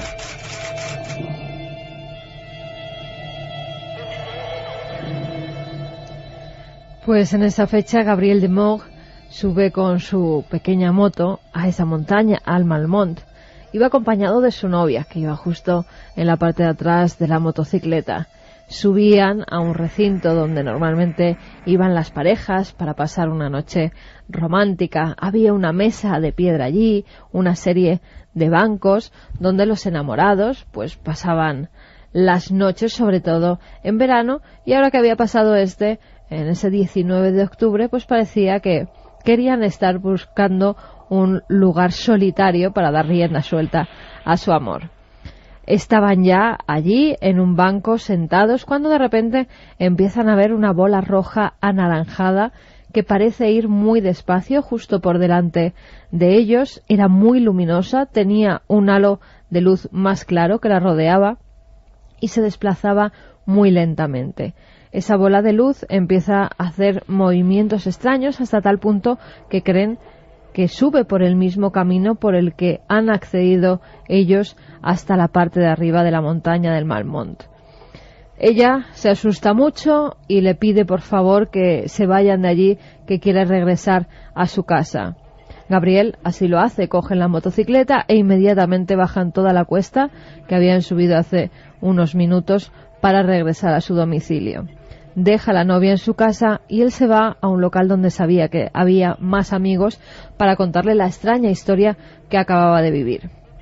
Es entonces cuando 4 chicos, 4 amigos suyos que estaban allí reunidos, deciden volver a visitar el lugar para ver si ellos también se encuentran con esa luminosidad, con esa especie de objeto que parecía que perseguía a estos 2 jóvenes. Gabriel dice que él ya no quiere ir, que tiene bastante miedo, que está bastante asustado, pero entonces Alain Lecas, uno de sus amigos, que tenía un R8, decide coger su coche, y George Macret y Christian Benson, con su Fiat 128, deciden hacer lo mismo.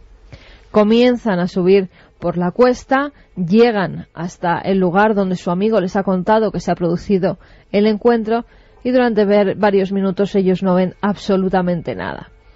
Ponen los coches mirando ya hacia abajo en la cuesta para irse, cuando de repente empiezan a ver una luz, y empiezan a oír como un extraño ruido. Lo describían los chicos como si fueran unas interferencias de la radio, como si alguien estuviera buscando el dial y esas interferencias que hacen justo cuando se aparecía la luz. Cuando dejaban de ver esta luminosidad, esas interferencias se apagaban. De repente, de Moog empieza a tener muchísimo calor. Dice que le entra una especie de ardor por todo el cuerpo y sus amigos también lo notan, aunque con menor intensidad. Cuando están viendo esa luminaria blanca, debajo ven una luz roja, pero una luz roja que se mueve y que sube por el camino pedregoso por el que ellos han accedido con el coche. Pero tenía que haber algo más acompañando a esa luz, porque las piedras del camino parecía que estaban saltando. Asustados, se esconden tras un pequeño muro y Lecas detrás de uno de los bancos. Tras la luz roja, ven un ser de casi 3 metros de altura. Se queda a pocos metros del coche. Parece que se agacha a coger algo del suelo y esa luz roja que estaban viendo acceder por el camino inmediatamente se apaga. Cuando ese ser se levanta, la luz vuelve a encenderse. Era una especie de luminaria que llevaba a la altura de la cintura. Recordemos, un ser muy alto. Ellos están expectantes cuando de repente ven que ese coche, el R8, empieza a agitarse de una forma muy violenta. Algo o alguien lo está moviendo y ellos entran en pánico.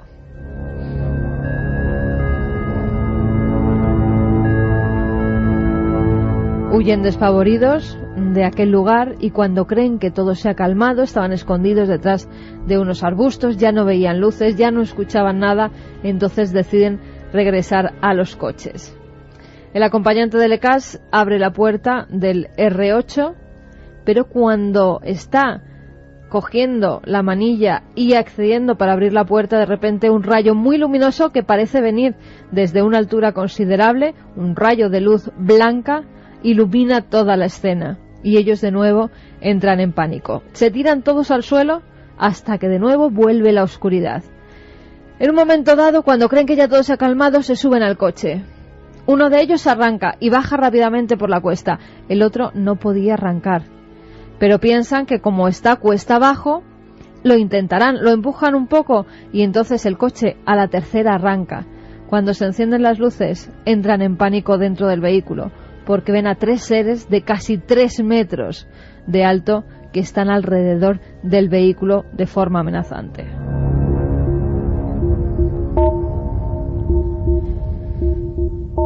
Uno de los muchachos, teniendo más valor que los otros, saca la cabeza por la ventanilla y les dice: ¿sois buenos o sois malos? No recibe ninguna respuesta Iker, pero esos seres seguían estando allí y parecía que mantenían un extraño diálogo a base de silbidos. Los chicos escuchan como una especie de silbidos que se dirigen de uno a otro. Mientras en el otro coche no lo están pasando nada bien, tampoco. Cuando bajan con el Fiat, descubren que hay 2 piernas gigantescas de color rojo que están atravesando el camino. No saben qué es. Uno de los chicos se esconde literalmente debajo de la parrilla del coche. Están muy asustados. Esas piernas parecen robóticas, gigantescas, y además, cuando pasan delante del vehículo, las luces de este se apagan inmediatamente. El chico no quería salir de debajo del salpicadero porque había entrado en pánico. El conductor le intentaba calmar. Pero de repente ese coche toma vida propia. Se gira, el volante se mueve solo, como si una fuerza sobrenatural, como si algo extraño manejara el vehículo. El conductor no puede hacer absolutamente nada. Está en manos de aquellos seres. Cuando el coche para de dar vueltas, las luces ven a unos 5 metros a 3 seres con un mono rojo, con una especie de luz a la altura de la cintura, con un casco cuadrado que tan solo tiene 2 aberturas rectangulares en lo que tenían que ser los ojos, y uno de ellos, que es lo que más extrañó a los chicos, parecía llevar una máscara de gas, o lo identificaron como algo parecido a una máscara de gas y una especie de tela que tapaba la parte de los ojos. tenían un andar lento y también decían que algo mecánico, como si fuera robótico. Al final, Iker, todos llegan a la ciudad. Estaban en un estado de nervios muy fuerte. Deciden dar noticia a las fuerzas de seguridad, que cuando se personan en el lugar se dan cuenta de que hay varias huellas gigantescas y que además algo ha pasado por todo ese camino, dejándolo casi arrasado. Las piedras, incluso algunas de ellas, parecían estar reventadas por un gran peso que hubiera pasado por encima de ellas. Y otro dibujo para la historia: el joven francés aficionado al tema ovni, Alain Lecasse, abriendo la ventanilla y gritando en la oscuridad donde solo se ve o se percibe una ristra de luminarias rojas, gritando, imagino que con mucho temor: ¿sois buenos o malos? ¿Y quiénes eran los seres? ¿Hay truco detrás de todo esto? ¿Hay interés por causar miedo en personas muy concretas para que luego se difunda? ¿O hay algo más?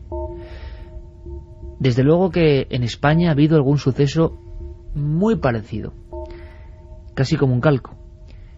Muchachos muy jóvenes que observan algo, intentan comunicarse con lo que primero parece una luz y después regresan pidiendo ayuda y observan a un auténtico gigante. Ocurrió en Murcia. Joaquín Abenza, el gran amigo Joaquín Abenza, veterano director del CIFE de Murcia, Centro de Investigador de Fenómenos Extraños, lo pudo cubrir y pudo ver, curioso, las gigantescas huellas que una especie de coloso extraño había dejado allí en un terreno casi arenoso. Fue portada de un día de julio del 79 de La Verdad de Murcia. Lo increíble es que los jóvenes entonces siguen contando exactamente lo mismo. Nuestro equipo, el de Cuarto Milenio, los encontró. Ese es otro misterio. ¿Cómo alguien puede contar algo que nadie puede creer? ¿Cómo alguien que es normal puede contar algo que nadie va, en su sano juicio, a admitir? ¿Qué clase de valentía tiene esta gente que ha visto algo extraordinario para contarlo? Desde luego son osados. Tienen como una especie de coraje. Lo vieron y lo cuentan. 30 años después, nuestro compañero Nacho Ares pudo entrevistar a los protagonistas de Sangonera. Decían lo mismo. Y un dato más. Carmen, en la descripción terrorífica de la noche de miedo en Draguignan, en Francia, hablaba de otra cosa absurda. Seguro que muchos amigos y amigas de Milenio nunca lo han oído. 2 piernas rojizas que cruzan un camino. Hace no mucho tiempo, nuestro equipo, investigando con Marcelino Requejo en Paradellas y con testimonios que vinieron a plató, hablaban de lo mismo. Un lugar y de repente 2 piernas rojizas sin el resto del cuerpo caminando.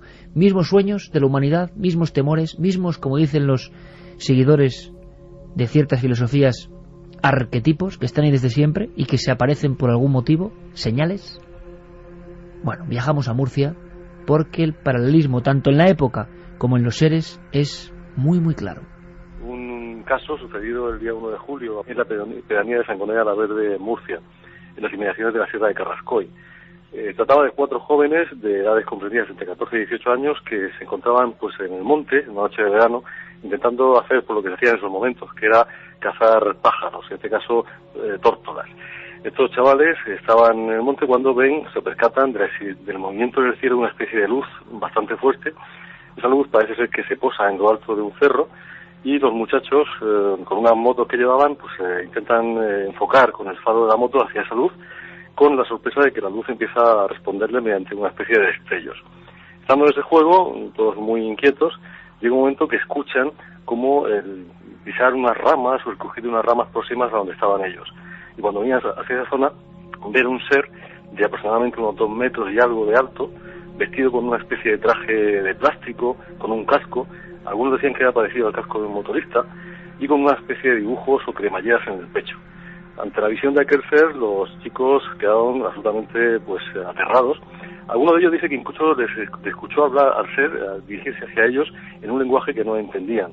El ser se movía con unas formas bastante toscas, como una especie de robot o una especie de monstruo, según dicen algunos de ellos. El caso es que salieron corriendo despavoridos con sus motos y llegaron al pueblo. Algunos de ellos dicen también que vinieron con las ruedas incluso pinchadas y siguieron adelante porque no se atrevieron a pararse a ver qué es lo que estaba sucediendo. Al llegar al pueblo fueron a un bar que estaba cercano al camino de donde ellos venían, y contaron la historia. Unos hombres que estaban allí tomando el fresco acompañaron a uno de los muchachos hacia la zona donde habían visto el supuesto humanoide, y cuando llegaron no vieron nada, pero los que se quedaron en el bar sí que vieron cómo en esa zona despegó un objeto luminoso y se perdió en dirección a Cartagena.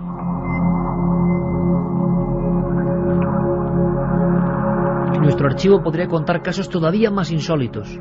Los niños, oscuros, prácticamente como sombras, que van metiéndose dentro de una esfera luminosa aterrizada en la campiña de Cusack, en Francia. Los seres casi bestialoides que detienen el camino de dos hombres de empresas cárnicas que están recorriendo el suburbio de Petare, en Caracas, y que casi los obligan a bajar a empellones, como queriendo arrastrarlos a un lugar que es una luz situada al final de aquel camino, y que parecen bestias velludas, muy duras, y no pueden contra ellos. El caso de San Carlos del Zulia, en Venezuela, también año 54. Un exmilitar llega a blandir su puñal, su machete, y a intentar clavárselo a uno de estos individuos, pero resbala por su cuerpo, como si su cuerpo estuviese compuesto de otro material completamente desconocido. Los casos de Bebedouro, en Brasil, donde después de una noche también de terror y de visiones, el protagonista observa unas figuras que parecían realmente hombres salvajes, junto a una luz, pero no tenían nada de cósmico ni de tecnológico. Es el bestiario, como decíamos antes.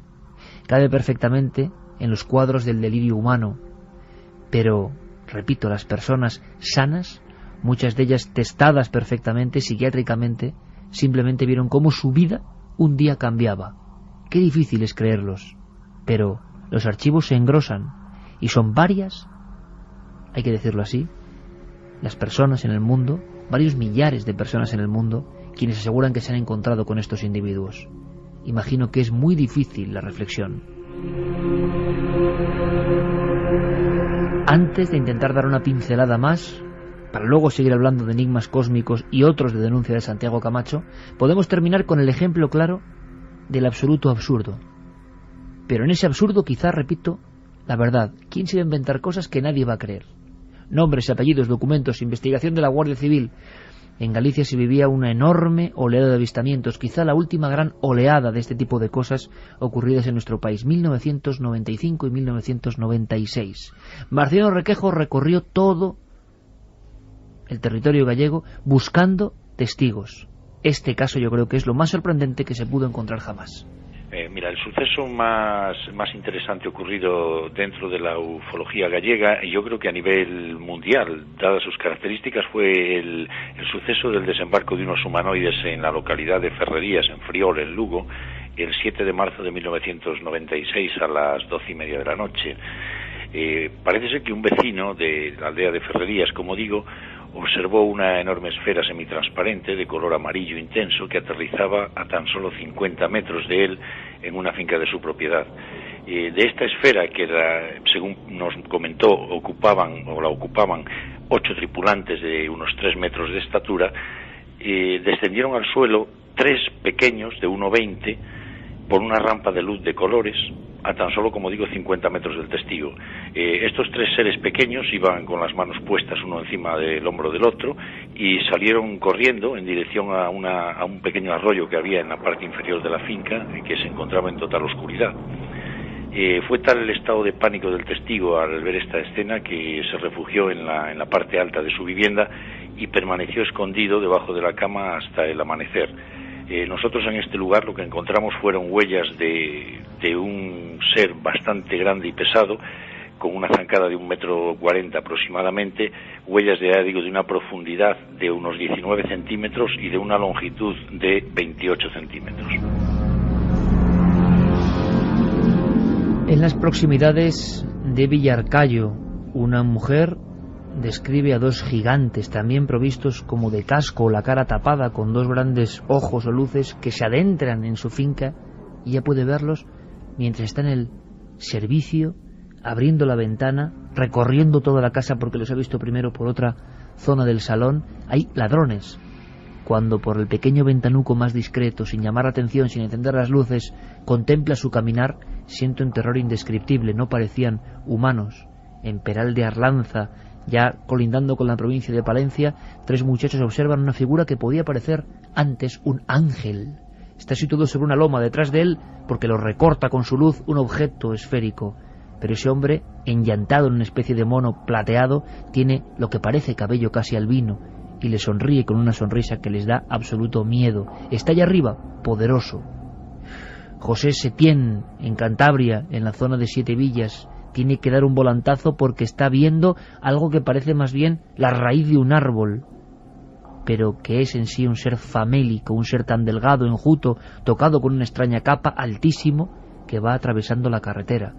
Y así uno tras otro, tras otro, tras otro. En la Sierra de Ojén, en Málaga, una familia pasa una noche de terror, asegurando a los medios y a la Guardia Civil que han visto, incluso con desangrado de varios animales de su finca, animales salvajes, la presencia de algo que parece un hombre que está por la parte superior, conformado de forma habitual, un ser humano, una sombra, pero las 2 piernas parecen más bien patas o vigas de acero que caminan. Y por no hablar de los embozados en capas negras, como fantasmas de otro tiempo. También en plena Castilla, un individuo observa una luminaria y dentro un ser. Cuando le pregunta el periodista, ¿pero cómo era ese ser, un ser humano?, describe que lo más parecido que ha visto en su vida, lo que puede interpretar con palabras, es algo como un esqueleto que brilla. Difícil, Santi, difícil buscar una coherencia que amalgame todo esto. Solo sabemos que no es nuevo. En Alençon, Francia, 1790, primer quizá informe de un accidente de un objeto volante que se estrella a las afueras de este pueblo, y según cuentan los notarios de la época, ven salir un extraño individuo, como los que hemos contado hoy, que se aleja en el bosque, como si su nave portadora hubiese resultado fatalmente dañada. Nadie se atrevió a ir tras él. Tantos y tantos casos, que viene de dónde este misterio, de lo más hondo de nuestra propia naturaleza, de nuestro yo, o algo exógeno que, como hemos visto, no parece físico a veces, pero deja huellas. Lo cierto es que no es nada nuevo. Fíjate, Heródoto de Halicarnaso, al que los historiadores citan cada vez que quieren saber cómo era el mundo, pues más allá del año 400 a.C., si le hacemos caso en eso, ¿por qué no le hacemos caso cuando afirmaba que en aquella época, y según sus relatos así podía deducirse, era relativamente frecuente que la gente se encontrase en los cruces de caminos o en los riachuelos, se encontrase con faunos, con sirenas, con semidioses, se encontrase con seres que, precisamente porque lo mágico y la mitología les hacía asumirlos como cosas extraordinarias pero naturales, pues los griegos de la época no le daban mayor importancia.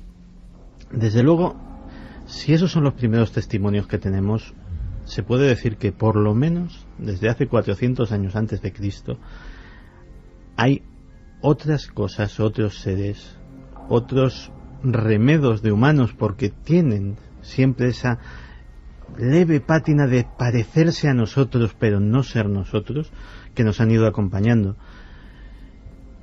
Y desde luego cabe preguntarse una cosa: da igual si son creación nuestra, que pueden serlo, y no digo de nuestra imaginación, o si vienen de otro lado, de otro cosmos, de otro confín. Desde luego, en cualquier caso, es algo que creo que es digno de recopilarse, de estudiarse y de recordarse, como estamos haciendo aquí.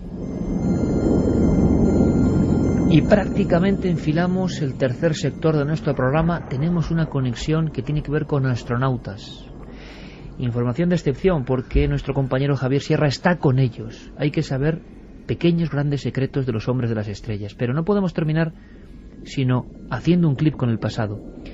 Los griegos hablaban de la realidad daimónica. los daimones, figuras que no son de aquí ni de allá, que a veces están como en un puente entre dos mundos, que podemos verlos de forma fugaz y que nos dejan con la desazón de un secreto, de un misterio. El libro que ha sido protagonista hoy, empezábamos con el caso de los dos esquiadores en honor a su portada, Encuentros con humanoides, y la cita miles de seres humanos se han encontrado con ellos en todos los lugares del mundo, terminaba con un caso breve en Puerto Rico. Una especie de ser negruzco, como un daimon, como un demonio, y un individuo en un balcón. Se acercaba, parecía una luz, un globo, una forma, una bolsa de basura volandera. Parecía, no, era similar a un ser humano que flotaba y se agarraba, siempre según ese testimonio, con sus manos de bestia a los barrotes del propio balcón, para espanto del testigo. Imaginaos, amigos, lo que es leer esto en ese balcón del pequeño pueblo del norte de Guipúzcoa, donde yo descubrí los encuentros con humanoides. Solo un objetivo: que jóvenes generaciones, y no tan jóvenes, reconozcan esto, porque casi nadie habla ya de estos misterios. Dan vergüenza, da escarnio público, casi a nivel de misterio, comentar que esto puede suceder. Pero nada tan maravilloso como la tipología. Algunos investigadores, como el brasileño Jader Pereira, intentaron hacer un catálogo, intentaron hacer fichas reales para saber qué clase de razas nos visitan. Al final desistió. Era imposible. Miles de testimonios, miles de formas, tantas quizá como el género humano, como las ideas, locuras y glorias del género humano. Ahora, quizá, como ocurre en las viejas pinturas de Tassili y otros lugares de la prehistoria, la presencia de ellos, parecen humanos, pero quizá no lo sean, es constante, tutelándonos, viajando con nosotros y dejándonos, como siempre, con un mar de preguntas.